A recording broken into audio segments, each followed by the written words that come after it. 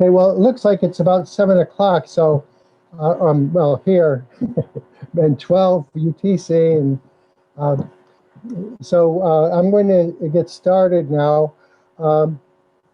And this is a joint session of the Repository Platforms for Research Data Interest Group and the Domain Repositories Interest Group. And we're organizing this as myself, Kirsten Leonard, Lily Zhang, Devin Ray Donaldson, and Yauroka da Silva. I should mention that Kirsten might not be able to join us today because she's in Germany and it's 1 a.m. there. So if she doesn't join us, I'll be presenting her slides too. I'm her co-author on those anyway, so I'm familiar with them. Anyway, we're going to be talking about approaches for selecting research data repository platforms and sharing resources to facilitate open science. And as I mentioned, this is the joint meeting of these two groups, the RPRD interest group, Repository Platforms for Research Data, and the Domain Repositories interest group. And the current co-chairs of the Repository Platforms for Research Data interest group are Lily Zhang, Devin Ray Donaldson, Yauroka da Silva, and me. I'm Bob Downs. The previous co-chairs of the Repository Platforms for Research Data interest group are David Wilcox, Ralph Mueller-Peppercorn, Stefan Kramer, and Michael Jones. And our tab liaison is Helen Glaves. And the current co-chairs of the Domain Repositories interest group are Kirsten Leonard and Peter Dorn, and Françoise Genova as the tab liaison for that group. So for those who aren't familiar with the Repository Platforms for Research Data Interest Group, let me just say that what we're trying to do is to improve the usability and the technical capabilities of repository platforms. And we're doing this by collecting usage experiences, defining requirements, evaluating implementations, and identifying limitations of current solutions. And what we are doing to accomplish this is to offer recommendations, knowledge collections, or create new working groups to investigate the identified issues. The Domain Repositories Interest Group focuses on all domain repositories that have shared interests in data curation, dissemination, preservation, institutional sustainability, and they're trying to provide a forum for sharing practical experiences and developing joint projects. So our agenda for today is I'm first going to give the introduction about selecting research data repository platforms for open science. And all of us in both working groups are co-authoring those slides. And then Lily Zhang is going to present on cloud federation progress in the CST cloud. And then Kirsten and myself are going to present opportunities for sharing resources among research data repositories. And as I mentioned, if Kirsten is unable to show up, since it's 1 a.m. where she is, I'll just present those. And then we're going to have a long discussion on ways to choose, implement, and share capabilities for enabling open science. So what I wanted to do is inform you that this session, it really builds on the session that we had at RDAP 15. That also was a virtual session, although originally it was planned to be in Australia. And that was called Repository Platforms for Research Data, Approaches for Implementing the Data Repository, Opportunities and Challenges. And there we discussed various choices for implementing the data repository platforms. And we had 3 case studies that were presented. Gavin Kennedy presented CloudStore, Sue Cook presented Cicero, and Thomas Yeckel presented KIT, or KIT, as it's sometimes known. So during that session, we talked about different examples for decision making about the criteria that you would choose in terms of your repository selection. And so often we're looking at the needs of users and how they're going to use the data, or a particular specialization, that is, if we're a domain repository or a general repository, and how the particular platform would facilitate that audience. Likewise, you would certainly want to determine what your content will be, whether it be data, documents, or multimedia, and to ensure that your platform would be able to facilitate that, and talk about the resources that are available in order to do that, such as is there enough budget, skills for what you propose to do, as well as the time for staff to do that. Likewise, timing is an important issue. Are you planning to do this right away, or is this a future endeavor? And looking at the schedule in terms of you would have it immediately ready to go, so turnkey, if you will, or whether the operation would be phased in, where perhaps you're having some capabilities initially and then developing those over time. Also, whether it's a temporary or a permanent repository is an important consideration. And then the costs, and then regarding the costs, your initial costs, such as those in the first year, might be different from those that are ongoing.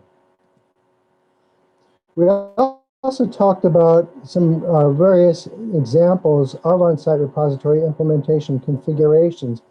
So just to recap that, we can look at, on your far left, a simple configuration where everything's done in-house and your administration of your repository is done in-house and your system support is in-house.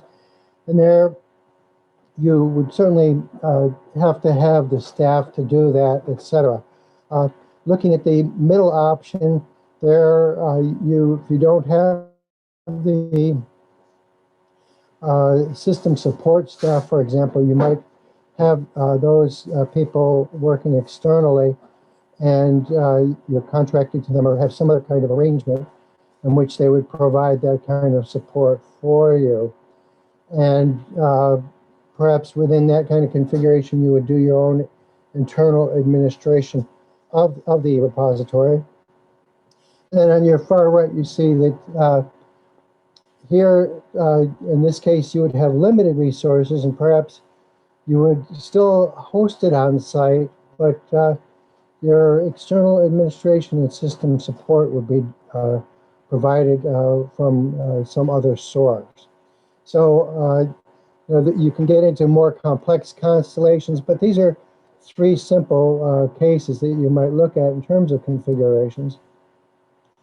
If we start to look at more distributed cases, though, we can see that you might have ingest processing at one site. You could have user support somewhere else, archival storage somewhere else, and discovery capabilities and other services similarly all distributed. And likewise, your users could be accessing each of these. For example, your data producers might be directly accessing the ingest processing capabilities that are provided by that host. Likewise, your users who are looking for discovery might be going and searching from other services to get access. And then At the same time, user support might be provided from another service, and archival storage might be somewhere else on the cloud, for example. So looking at open science and data repositories, what we want to do is to meet the needs of the data repositories designated community. One question we might ask is, does the repository make data available under open licenses without restrictions? We also might ask whether the data are being provided in a fair manner. Most of you are probably familiar with the FAIR principles, where we would want the data to be findable, as well as the metadata, and have them accessible as well, and provided in interoperable formats and in a language that the community uses, and that they are reusable with the licenses, provenance, and in compliance with the community standards. For those who aren't familiar with the trust principles for digital repositories, they represent transparency, responsibility, a user focus, sustainability, and technology. And what we want to do is to make sure that the data repository is transparent in all of their activities, and that they are taking the responsibility for managing the data. And it doesn't mean they have to do it themselves. They can have some aspects of it outsourced, but they do need to control how it's being done, so that in fact, in the end, they can make any changes that are necessary and ensure that the data and their repository capabilities are going to be there for the users. Likewise, the data repository does need to take a focus on the users, recognizing that the users are really the purpose of the data repository, and that the data repository can facilitate sustainability over time in terms of its operations. And also, the repository needs to leverage the technology that's available, and to accept and adopt technology as it changes, so that they can meet the evolving needs of the user community. So when we start to ask ourselves about these repository platform choices, one simple question is, are we going to just look at a whole system solution, or are we going to think about the different components that we might put together to provide the kinds of capabilities that we want? And so these are completely different approaches, where if it's a whole system, you might not have as many choices as you would with the if you're selecting different components. However, at the same time, these are choices that you have to be able to make, and you need to become familiar with them all. So there are trade-offs in both approaches. Likewise, we can also look at whether you're having a single source for your data repository resources and the capabilities that you're providing, or if you're going to be getting these from multiple sources, such as the distributed capabilities that we were looking at. Another thought here is whether you're having an early adopter versus a late adopter. Excuse me. And we have to ask, is the particular approach that we're looking at ready for adoption? That is, the technology, the system, or some kind of application.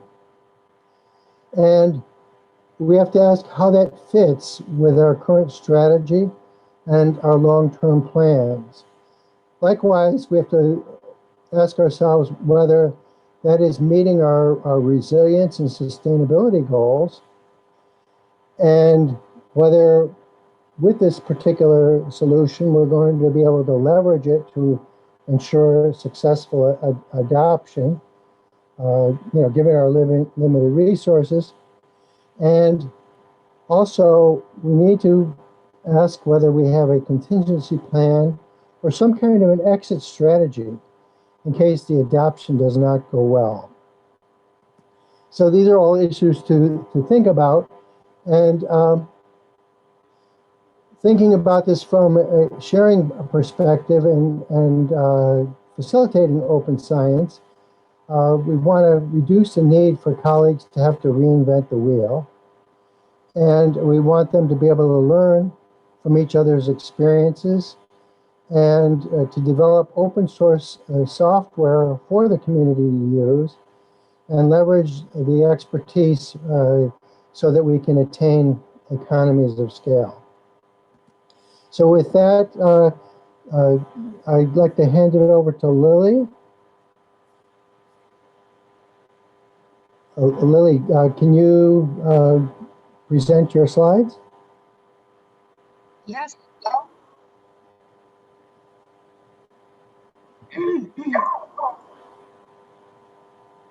This is Lily Zhang, everyone.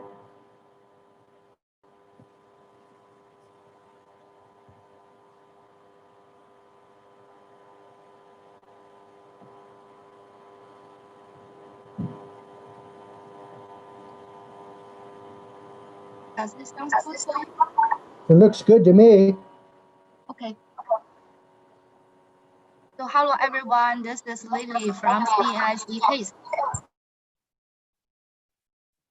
And my report is about the cloud federation progress in CST cloud.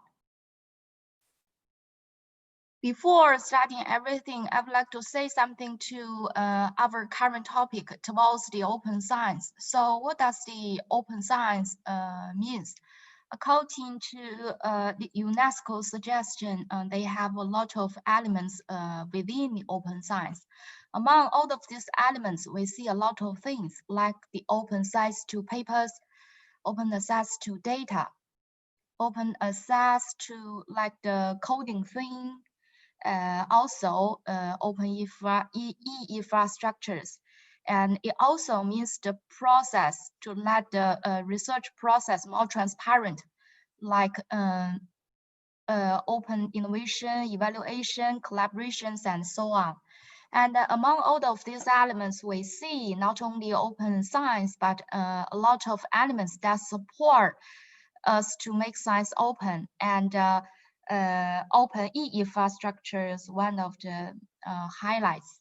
So there might be already a lot of things under construction. This slide shows some of the examples about how the open science cloud are working around the world. That might be just some of the examples. And among all of them, I would like to share you with what we do in Chinese Science and Technology Cloud. As one of the national infrastructures, CST Cloud is to support research about our open science research cross-disciplinary with federated cloud. And in the next slide, it shows the capacity of computing, storage, and network, and the data shared, and also how many research softwares integrated on this kind of platform. And besides, we see that the CST Cloud has three kinds of target users: the individual researchers themselves, service providers, as well as resources providers. So CST Cloud now they provide services to over 100,000 scientific researchers in Chinese Academy of Sciences, but also to the nationwide researchers. And what they do is to provide the cloud services for science innovation in different subjects, especially to support science discovery for big data and big computing thing. So in this picture, what we want to describe is if researchers make every of their study during their own existing environment. So is there any possibility of making a larger collaboration better? So researchers not only could turn to their own research environment, but also could turn to kind of universal platform in which they could have better collaborations together. Such kind of open science cloud should get better exploration about interoperability on techniques, infrastructures, the common standards, and even their joint policies and how to organize such kind of cloud in the cloud federation. This idea was initialized and proposed during the CODATA Beijing conference in 2019. And after that, some of these participants just joined actively together for the realization of towards some of the practices to this idea. And here is the report about the progress so far from the CST cloud side. We have done some of the things. The first is about the policy study, because if we want to support cross-border research, the first thing is we should answer the question about what's the interoperability from the policy level. And as I have mentioned during the 2019 CODATA conference, we have some of the works released already. One of them is the Beijing Declaration on Research Data, which is contributed by joint efforts of, about the DPC, the International Data Policy Committee experts in CODATA, but also many of the other experts worldwide who participate in the conference. And besides that, CST Cloud is now engaged into the CODATA Decadal program, making the CST Cloud practices as one of the best practices for this program. And what we want to do is to establish a joint working group to study some of the policy issues like the governance and the sustainability, the technical and the semantic interoperability, and a lot of case studies and some other policy issues towards the global open science cloud. And for the second part, if we want to get connected with each other, the security part calls for the authentication and authorization infrastructure. And here is what we do in CST Cloud. It connects almost all the big facilities in Chinese Academy of Sciences or even nationwide, and researchers could be more easily get access to research resources, domestic and international. And based on that, one of the things we can't neglect is about the interconnectivity, the network thing, because for most of those large collaborations, we calls for massive data transfer, large scale data sharing, and data processing, and data analysis online. So network is another thing we should work on. And besides this, we also collaborate with EGI from Europe for a testbed. And we have identified 3 tasks to do for this cross-border testbed. The first is about the interoperability. It's mainly about the technical issue. And the second is the policy and mechanisms in facilitating the development of such ideas. And third is we would like to pick some of these open research source-driven showcases. So far, 3 different showcases has been selected. It will be under construction in the following 5 years. Those 3 cases fall into different categories. This one falls into the structure biology. The second is belongs to the space physics, and the third is geoscience. So what shall we do for these disciplinary cases? Probably the data or metadata federation and the online data federated data learning. And we also will explore better ways to share data, like for control data in biology and something further. And this picture shows a workshop we have jointly held just recently. And it is about the further extension about the GEOSC idea. And the main themes fall into the open science policies and the development of infrastructure supporting such open science development. And what I would like to share with you all is some of the voting results from the GEOSC workshop. So if we think the GEOSC idea is a good one, what's our priorities in the near future? Among all of the top list, we see the first one is about interoperability. And the second and the third one falls into the policy issue, how to identify the existing access policies, the open science and FIRE policies. And the fourth is about training and skill things. And also the business model for running community data sharing and identify specific structures that could be part of those GEOSC in the future. And a lot of other things that probably falls into these issues. So based on that, here is a kind of a summary. I think this summary might be quite similar to what Bob has mentioned in his slide. So in the future, what could the open science cloud do? I think it might follow many rules. The first thing is, in general, it should be a running a sustained model. It means that if we want to have such open science cloud working, it means we will have better collaborations with different service providers. But it should not only benefit those who cooperate with each other, but also benefit the end users themselves. And under such model, another thing we should emphasize is about the architecture.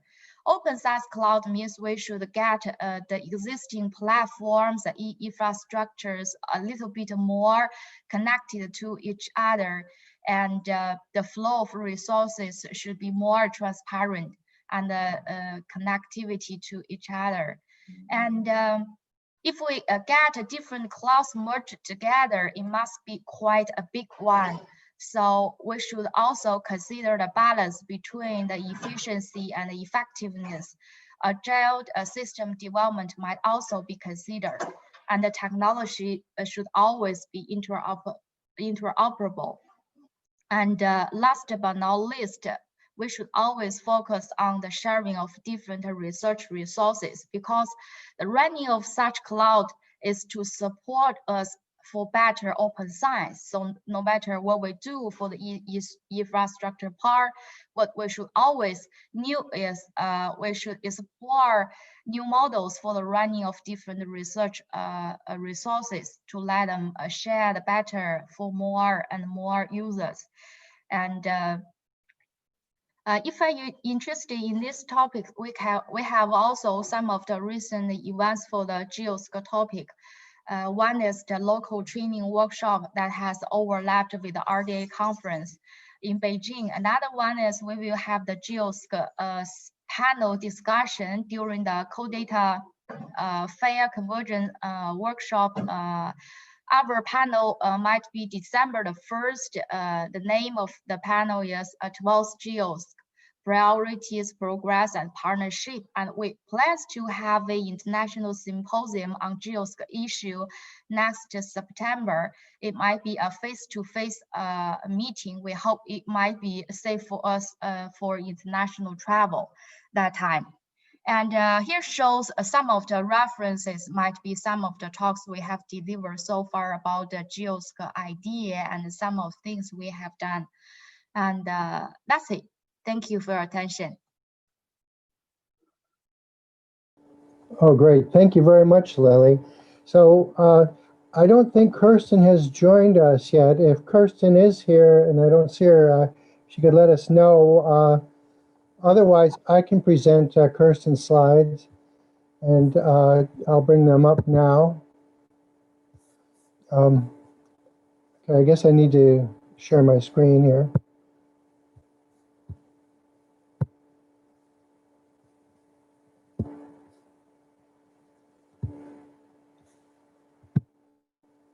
Okay, and can you see that now?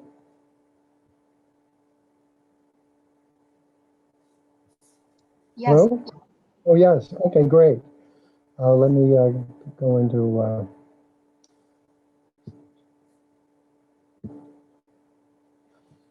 Okay, so as I mentioned, Kirsten, who's the first author of this presentation, is in Germany, and it's 1 a.m. there. So I'm going to present these slides for her. And we're talking about opportunities for sharing resources among research data repositories.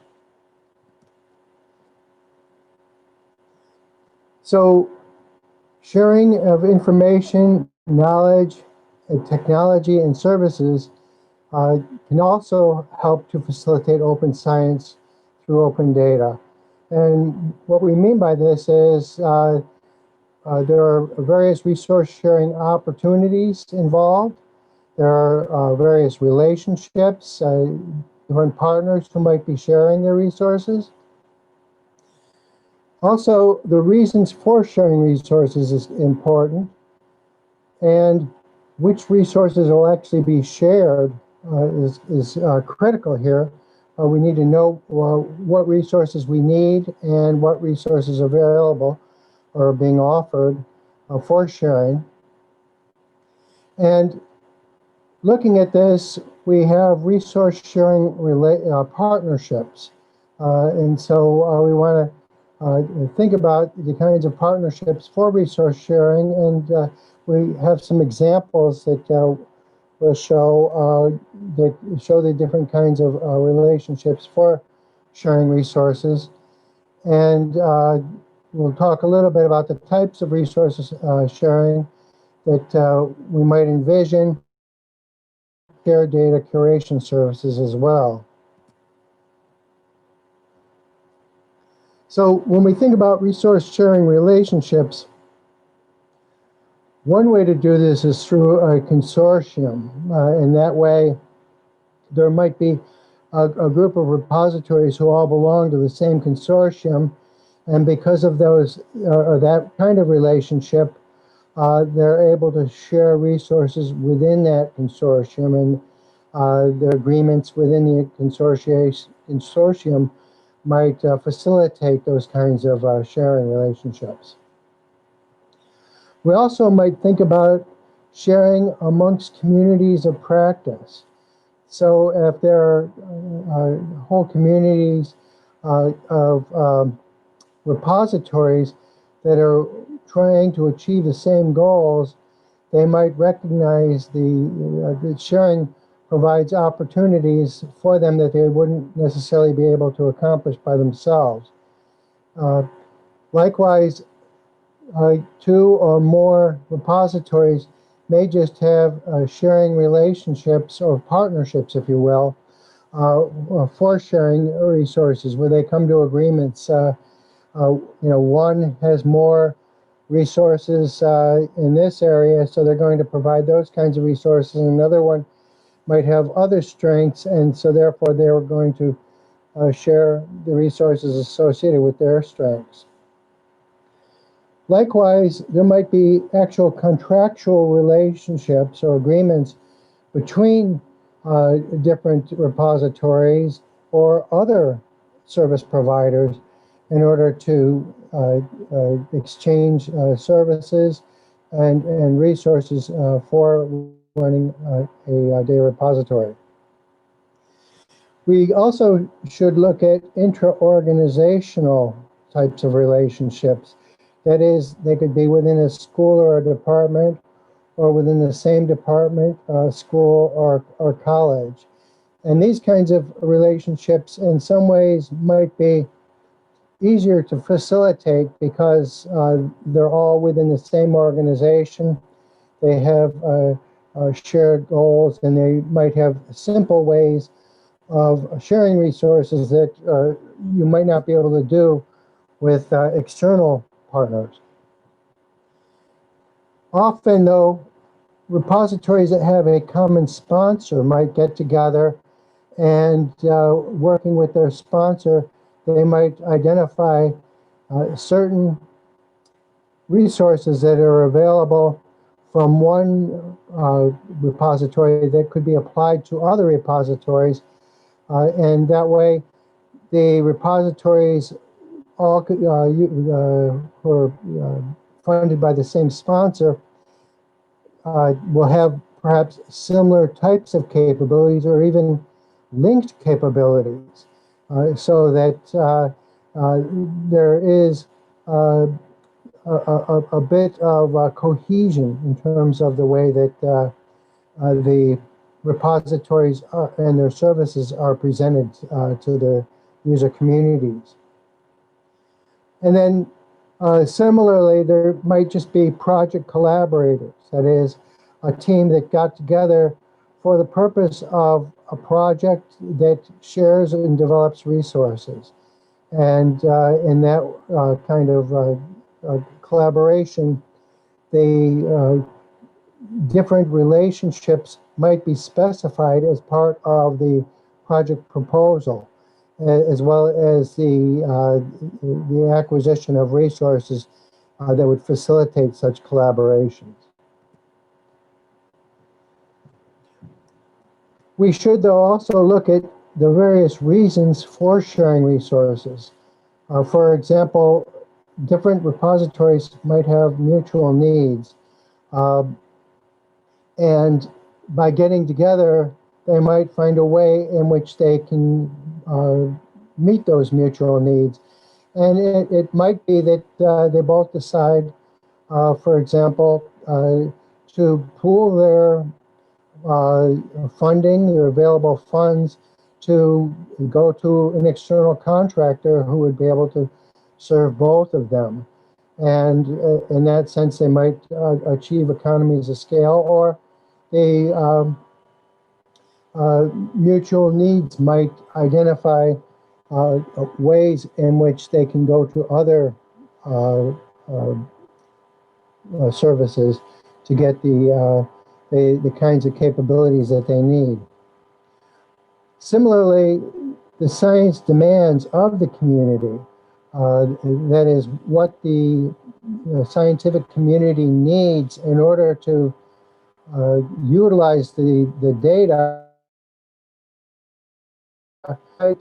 determine the kinds of resources that are needed and therefore take place in order to facilitate those needs. If there are complementary resources between one data repository and another one, they might decide that getting into a trade type of relationship works out well, or they might find that one repository could provide the services, one type of service for both repositories, and the other one could provide a different type of service that facilitates both repositories. If there are existing partnerships between two or more repositories, they might decide that that's a good reason for them to share resources. They already are working together very well, and building on that kind of relationship might facilitate even more capabilities for both data repositories, or even more data repositories. Looking at different project goals is often a catalyst for initiating a particular type of capability that you might not have previously. And that might be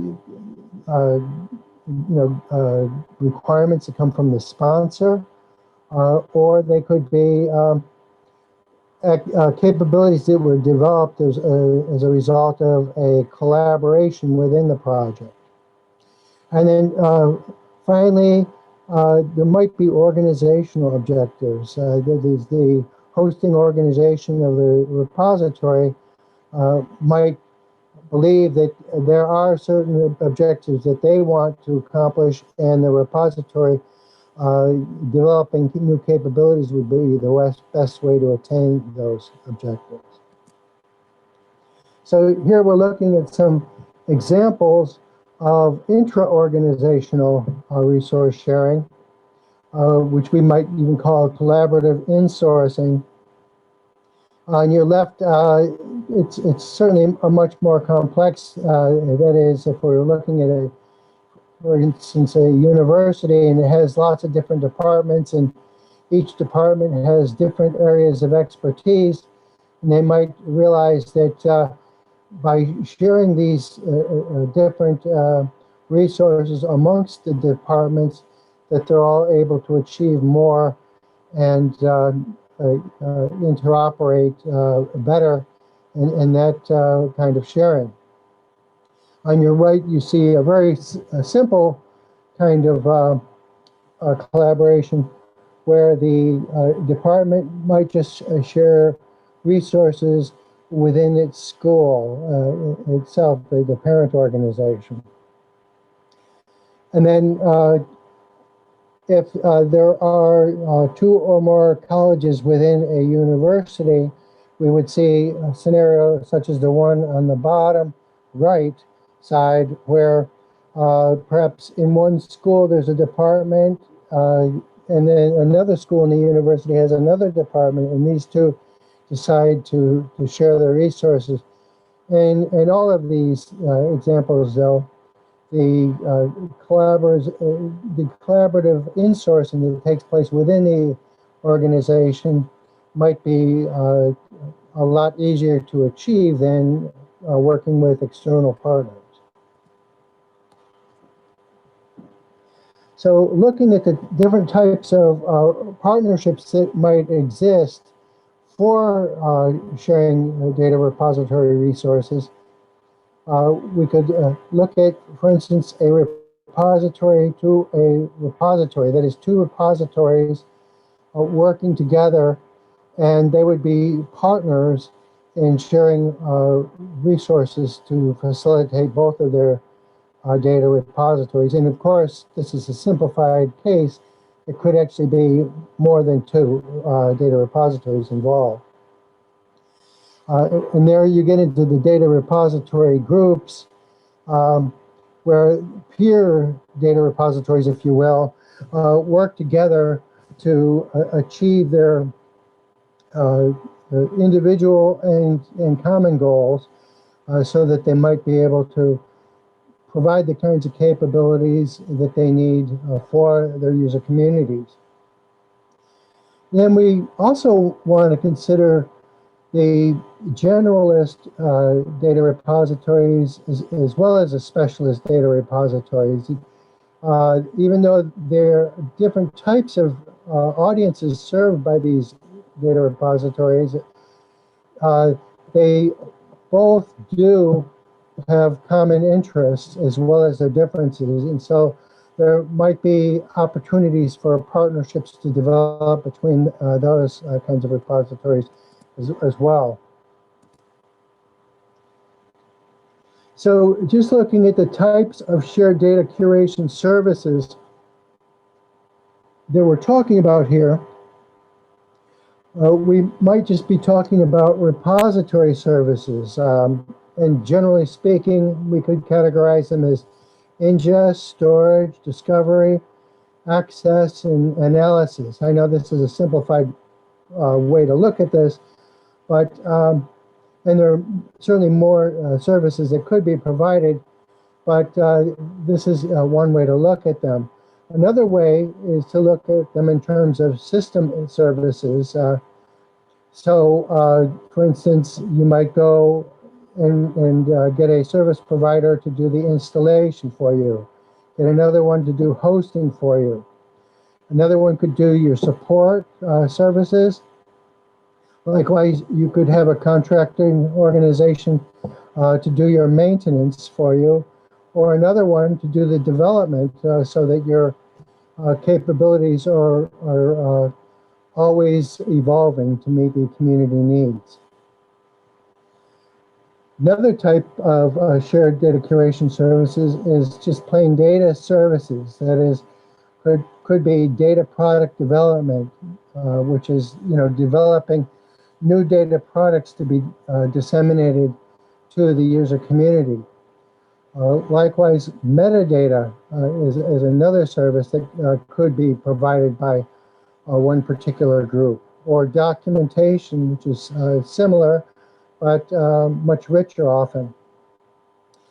The assignment of persistent identifiers is another service that you might have an organization external to the repository completing so that the repository doesn't have to get involved with all of those details. And then finally, the last data service would be the long-term preservation. That is, the repository might not have the sustainability or the long-term capabilities to do that, and so they might work with another organization for long-term preservation. Review services are also something to be considered. That is, when you're bringing in new data products, and if the data repository is selective, they might want to have services that are appraising the incoming data to determine whether they are meeting the criteria for acquisition into the data repository. That is, are they within scope? Is this going to meet the needs of the user community, etc.? Similarly, as the data products are being developed and they're about to be released to the user community, having kinds of reviews that are offered perhaps by an external advisory group or by just peer reviewers would provide the kind of product review that is needed to ensure that the data products are meeting the needs of the users and are accurate and of good quality. Similarly, repository certification services might facilitate the review of the capabilities of the data repository itself, including its management, how it's processing the data, and providing services as well as security to the data and the systems that are provided, that provide access to the data, I should say.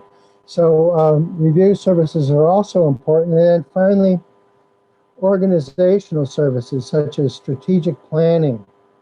They might not be in the bailiwick, if you will, of the data repository, and therefore perhaps the data repository would go to the parent organization or some other group for strategic planning, and that even could be a user working group, for example. Likewise, technology selection. Technology is always evolving, and the needs of the community are evolving. And so if there's a service that can provide that, that would certainly help.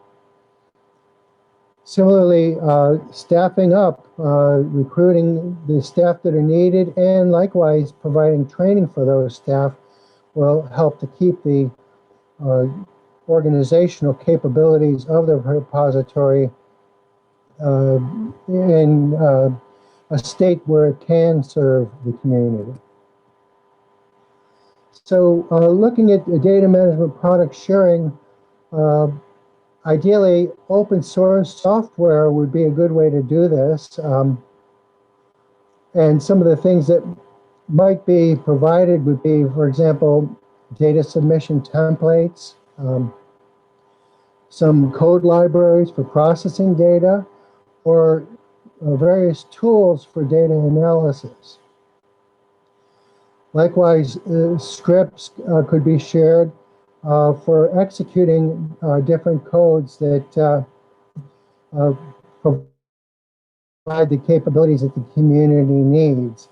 And those kinds of things could be the glue that holds different kinds of services together. Likewise, we could look at data repository platforms, and as I mentioned, open source would certainly be a good way to go. And as we talked about earlier, it could be just for the entire platform or for the selected modules. So here are some examples of sharing resources. The Research Data Alliance, obviously, we've got lots of interest groups and working groups that are working on all these different issues that can contribute to the capabilities of data repositories. For those who aren't familiar with, in the US, there's a Council of Data Facilities, which was born out of the EarthCube project. There's also the Earth Science Information Partners, known as ESIP, which is mainly in the US, but it's spreading out all over the globe. And we see, for example, in Australia, I think it's called ESIP 2. And then the World Data System, which many of you are involved with, I know that they're doing a lot, and also offering different kinds of training that can help. And then there are the NASA DAX is an example of a collaboration amongst a group that's all receiving funding from the same source, in this case NASA. And then another international group is GEO, the group on Earth observations. So thinking about our discussion topics, it would be great if we could look at decision-making criteria for implementing a data repository in light of the current opportunities and the challenges that we see for enabling open science.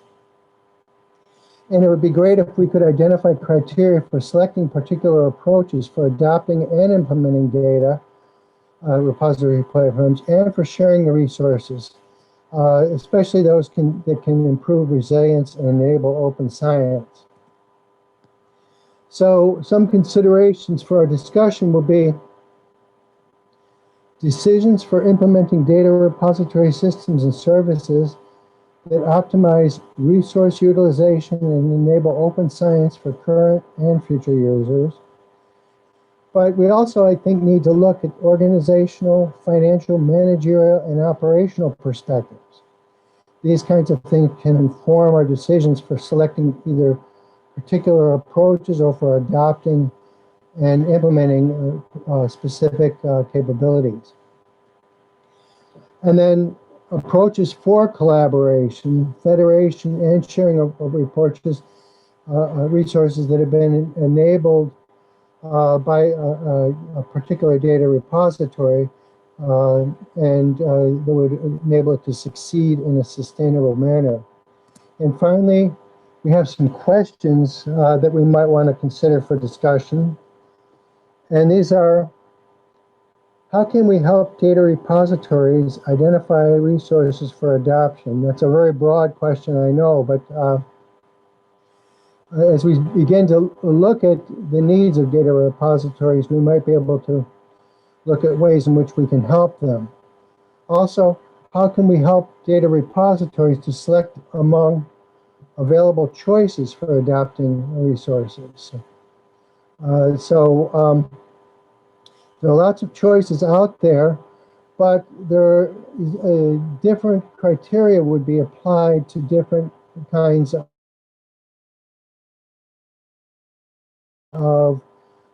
data repositories based on their needs, based on resources as well.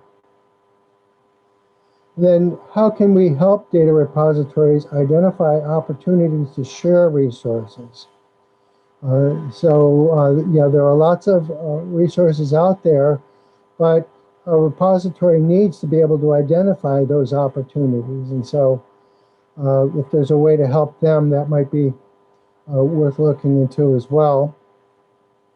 And then how can we contribute capabilities for data repositories to share resources? So there might be lots of data repositories that have resources that could be shared, but getting to the point where they have these resources and where they are able to share them is often easily said, but it becomes more difficult when you start thinking about how this would be done in practice.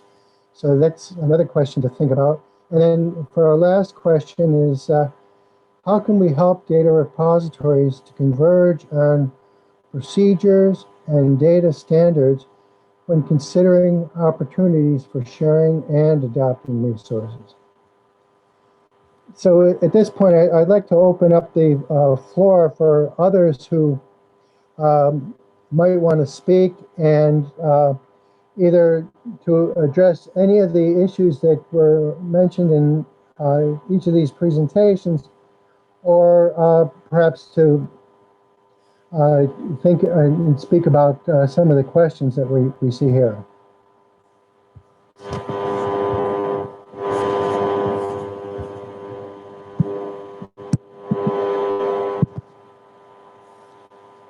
Can everyone still see the questions on my screen? Yes. Oh, great. So one way to do this is to just start at the top, going through these questions, unless one of these earlier issues, such as considerations for our discussion that we talked about, the decisions, the organizational, financial, managerial, and operational perspectives, or the approaches might be of interest, or think more about the decision-making criteria or the identification of such criteria for selecting particular approaches. Anyway, I'll leave it on the questions for now and give you guys a few minutes to think about this. Did anyone want to start with a particular question, or should we just start with the top down?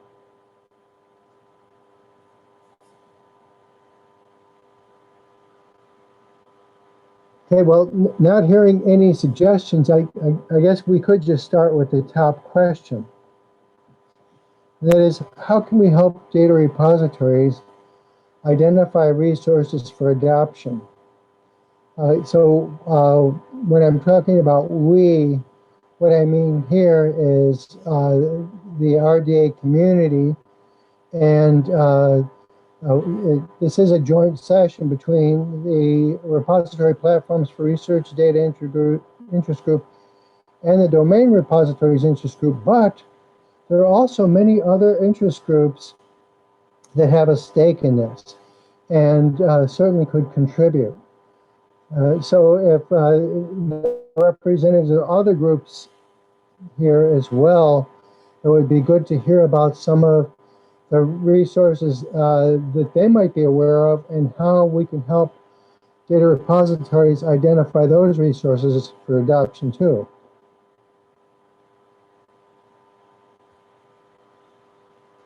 So many of you might remember that a few years ago, the Repository Platforms for Research Data Interest Group had identified a lot of different requirements based on case studies of data repositories.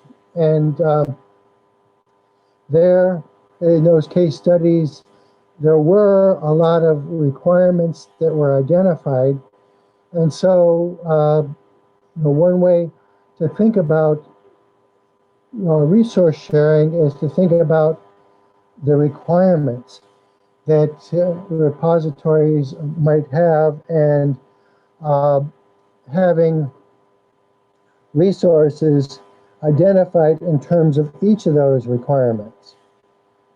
That's one approach, although there are subtleties in each of the different types of requirements that we look at. We could mention any kind of requirement such as discovery, for example.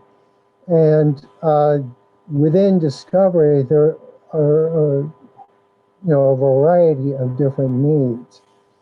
And so, if we're identifying a particular resource that would help discovery, that might not be the ideal resource for everybody. We might really need to identify diverse types of resources that are available to facilitate discovery. And that's just discovery. And there's so many others involved. So that's one way to think about it in terms of those kinds of requirements. But I could see that those requirements, even though we had many of them, they could still be at a very high level. And also, when we think about identifying resources for adoption, we also have to think about the kinds of relationships that would be involved in such adoption. Because when you start to have these kinds of relationships, that can make it much more complex. For instance, it could be as simple as one data repository perhaps putting out some code that's well documented that any data repository could easily adopt. But another resource that might be available might not be as easily adopted as that one. And even when we say putting out the code and having it documented, that's one thing. But being able to implement that into an existing system could be quite tricky as well. So that's certainly something to think about. Excuse me. Moving on to the next question. How can we help data repositories to select among the available choices for adopting resources? So in this kind of scenario, we might imagine that in terms of discovery, a data repository has discovery needs, but there are lots of choices for facilitating discovery. And without some kind of guidance, the data repository might not know which of these choices would be appropriate for their data repository, for them to adopt in terms of improving their own capabilities. So this might require much more than a simple list. This might mean that examples are involved where a data repository could demonstrate the use of a particular capability. And if we're, in our example, talking about discovery, they could demonstrate how the discovery is enabled within their data repository through the resources they're willing to share. And they also might be able to demonstrate how they implemented those resources. If they adopted them themselves from another provider, then they might be able to show how they went from nothing and just awareness of the particular resource all the way through the stage where it became operational. And in such an example like that, that might give potential adopting data repositories insight into what it would take for their organization to adopt a particular resource, if that resource, in fact, was something that they would be interested in adopting, of course. Any other thoughts on that one that people had in terms of selecting among available choices?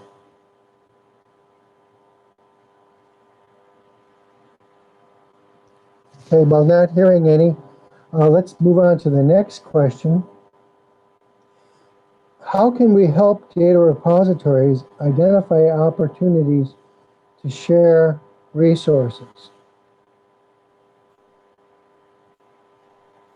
So, as we mentioned, a data repository might have a particular resource that works well for them, and they either adopted it from somebody else, or perhaps they developed it in-house or developed it as part of a resource sharing relationship.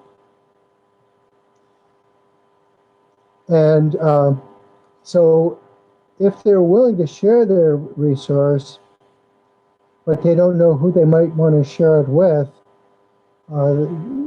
there might be a way that either RDA or other collaborators can facilitate the identification of such resources. Perhaps it would be as simple as establishing a list of resources to share, but as we talked about when we thought about these earlier questions, it's it's not just being able to have resources that can be shared. It's being able to have resources that can be adopted by others as well. So, there's going to be a learning curve involved in it for the adopting data repositories, and those who have the resources to share would certainly want to help to facilitate that process in an economical way, so that the adopting data repositories don't have to keep coming back to them asking for help. It would be great if such help was provided by the community, and this way the burden wouldn't be just on the data repository that is sharing the resources.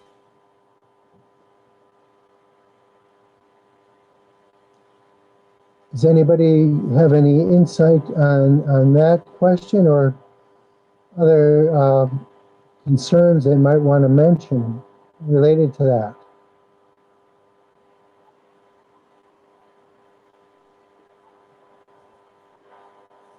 Okay, I don't hear any. Can people still hear me?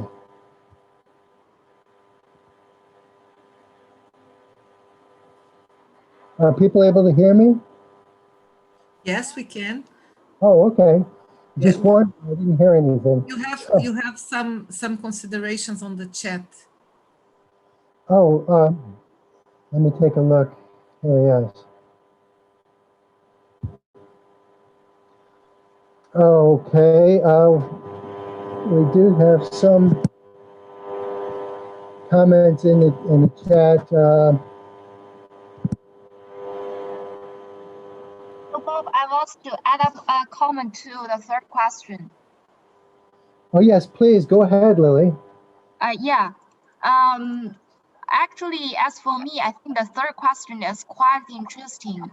I had been serving as the deputy director for the editorial office of scientific data for 3 years. And one of the questions those repository service providers ask for me is how we can do for them to let their data really shared better than it is now. Because as far as I see, there are many of those Chinese experts who are data professionals, and they have been working for years for kind of data capture and database maintenance and services. But it's not for all of them that have very quite high impacts about how their data has been shared. I think it depends on different circumstances. Like for some of them, it's very like a kind of narrow topics or very specific in which topics not a lot of experts make study on that kind of topic. Probably that's just because their data has not been well announced to a lot of others, or maybe probably due to a lot of other issues. But what we do from the journal platform is to let them have another voice that way. And in the CST, the Chinese Scientific Data Journal, it is not only a journal, it has the data papers and the data sets themselves. So those data owners or data producers could find another way to gather certain topics together and publicized as special journal publications. In that way, to get their work more publicized to others. I think for the third question, especially for data professionals who work for years about different data production, will concern a lot about how to identify new opportunities to share resources. Probably they should cooperate like with third-party promotion channels like the libraries, the publishers, or some of those other institutions to get collaborated together. And another thing is they could just cooperate with different international organizations to light the aspects of these subjects together and get their own works visualized better. Yes, I think this question is very interesting. Oh, yes. Well, thank you very much for that, Lily. And I think you raised some very good points there. And it makes me wonder whether the data repositories could learn from the experiences of the different publishers. As we know, the publishers have been supporting science for hundreds of years and doing very well, and often working within particular domains, but many publishers have journals across different domains as well. And we're seeing that the publishers are collaborating. They have established standards, for example. We're quite accustomed to seeing the kinds of capabilities that the publishers offer for accessing the different journals and articles that they publish, but they've just switched to the digital world within the last few decades, many of them. And so they've adopted new capabilities to take them beyond the print world, so to speak, and they're sharing, and the standards, for example, that they're using have all been made accessible online as a result of that transition for them. And now, if we go to access an article, for instance, that we're interested in, and we get it from one publisher or one journal, and then we go and we get another article from another journal. The way that we're doing this as users of these articles is really not that different. That is, there are lots of similarities between the capabilities offered by the different journals. And yes, often they're competing, but they're often cooperating as well.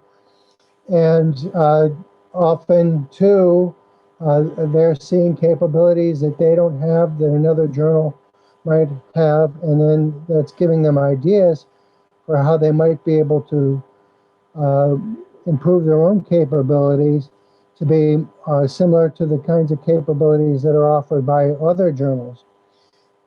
But from the user perspective,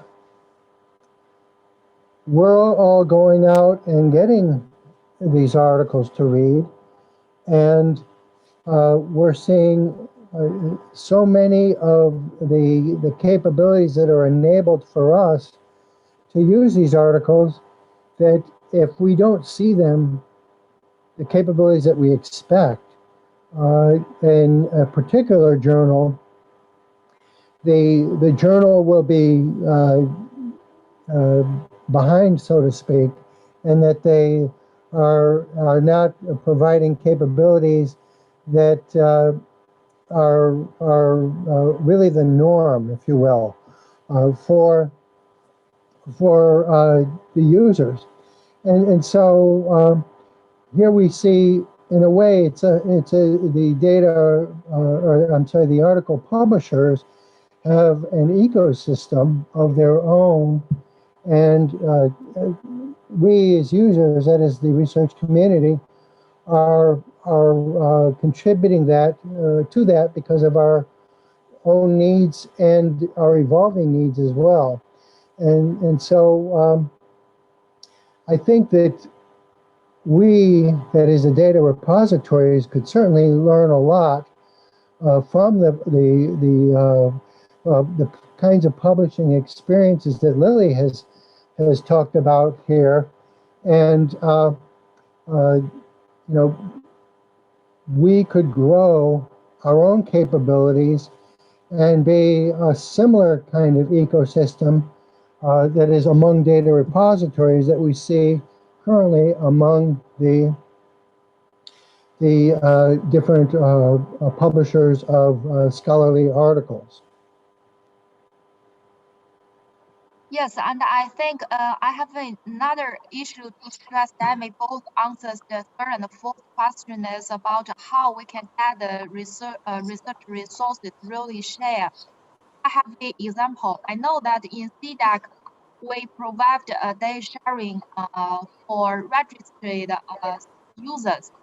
And in one of our databases, it is about a field observation, and they request those who wants to get the data, the users get registration on their website also. But they ask for extra thing. If you want to click on this certain topic data set, you have to fill a short term form notifying them that what kind of your use purpose and a lot of your detailed things. And they will manually send you a confirmation about all these data set. And this sounds a very boring process. It will cost more time. It's not at once you get the data. They will like 1 day or at least a couple of hours to get your data because they have to manually confirm your access to the data. Why do they want to bother themselves to provide the data sharing service like this? It is about the evaluation process. Their boss needs to know what the data has been shared to what kind of users, what kind of purpose for this. And by this kind of incentives, they need more information from the data users. But I think it will be quite difficult or not so easy, not so friendly for those data users to get the data. So instead, I think the fundamental question is how we could evaluate the work of those data professionals. If we could kind of change the evaluations and incentives to another one in which we highlight the more friendly sharing of data, it might be probably increase the capacity for data sharing for those data repositories. So the open, the transparent data evaluations is really appreciated. Yeah, that's really great, Lily, and thanks for sharing that. I think that really goes to the point of usability. That is, in the end, what we all want to do as data repositories is to facilitate the usability of the resources that we're providing. In the case of data repositories, that's data. And if our the capabilities aren't very usable, that is, if the data can't be accessed readily and utilized by the community in an easy manner, then we're certainly not optimizing on the kinds of capabilities that we should be providing.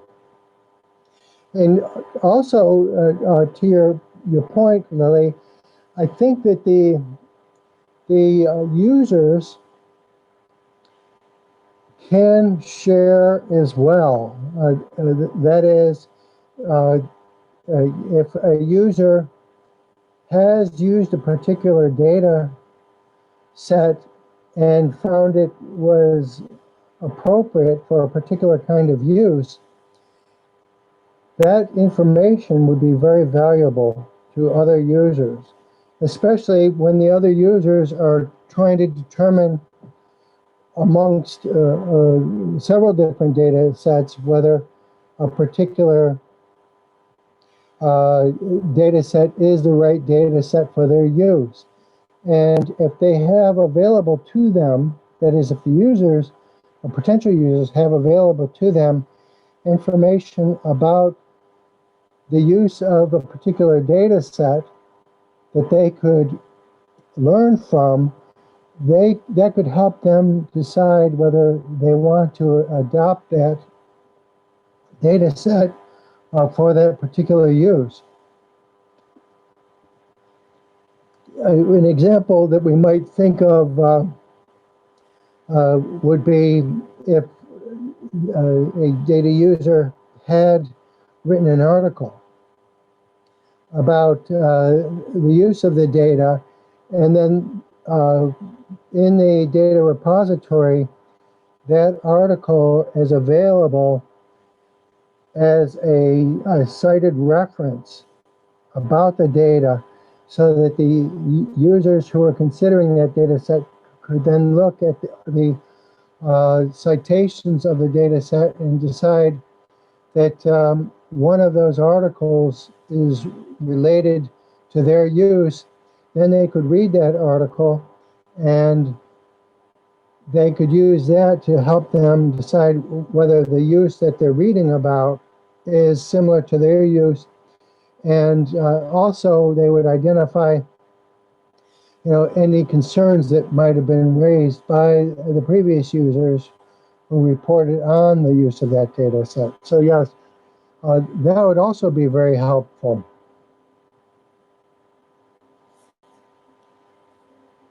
Looking at our some of our other comments that we have here in the chat, I noticed that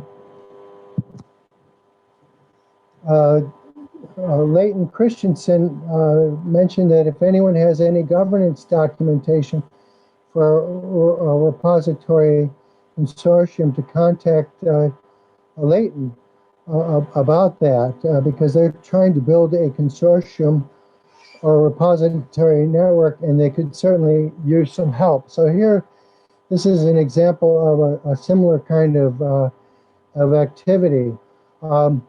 Relatedly, Lisa Johnston replied that she'd be happy to talk about their governance experiences with the data curation network.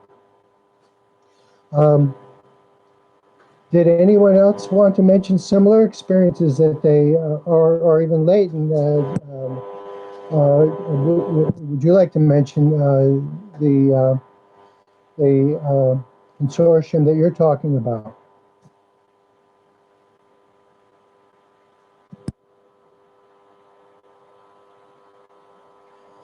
Okay, well, now hearing Leighton. Leighton might have already dropped off. Um, Why don't we go back to we have two more questions that we haven't addressed yet, and we only have about 5 minutes of time. So looking at the next question is, how can we contribute to the capabilities for data repositories to share their resources? So does anyone have any ideas for how we might want to do that? Or how we can help data repositories to do that?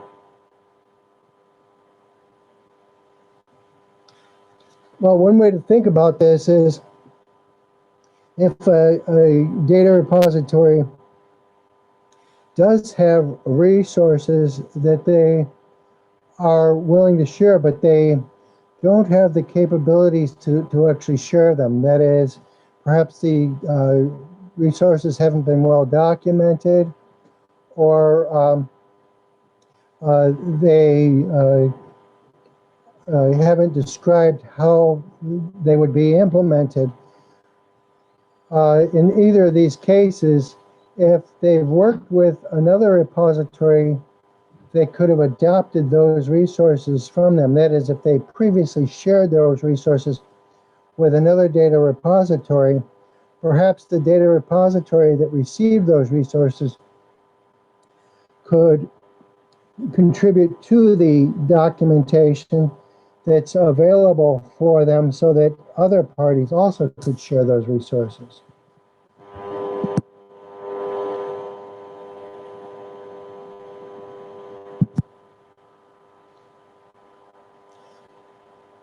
Any other thoughts on that?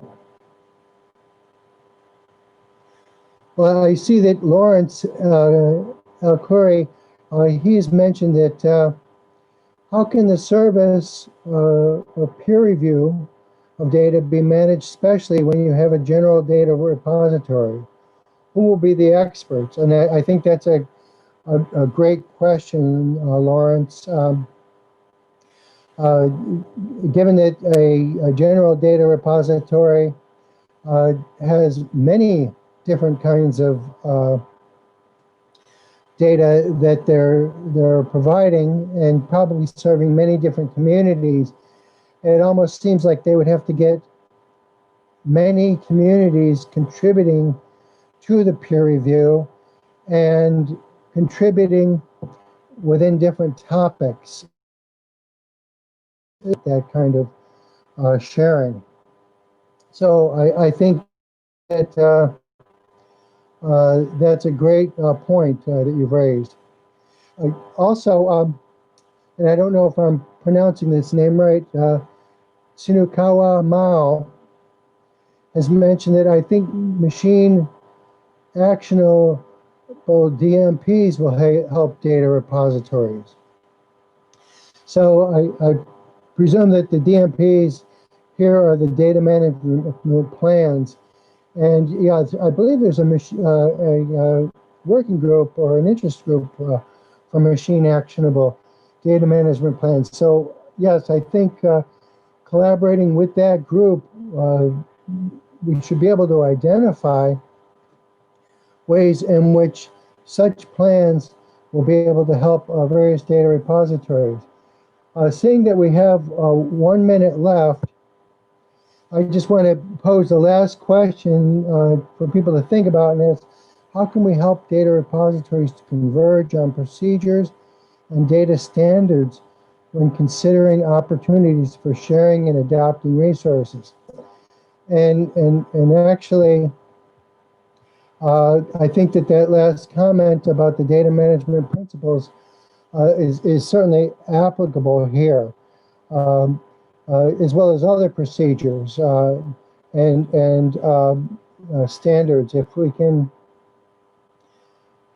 identify which standards the community is finding valuable, then we can begin to share resources in terms of finding ways to facilitate those kinds of capabilities. and to then share them amongst various data repositories in the community. Seeing that we're out of time now, I would just like to say thank you very much to Lily and all of the other co-chairs of both groups on this, and thank you to all of you individuals who are participants of this for joining us in this. And just to quickly ask if there are any final thoughts anyone would like to share.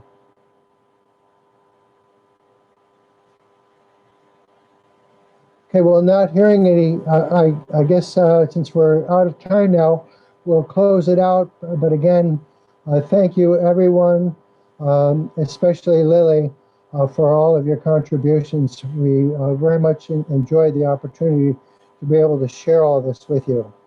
And have a good day or evening, all of you. And thank you. We'll close out this session now.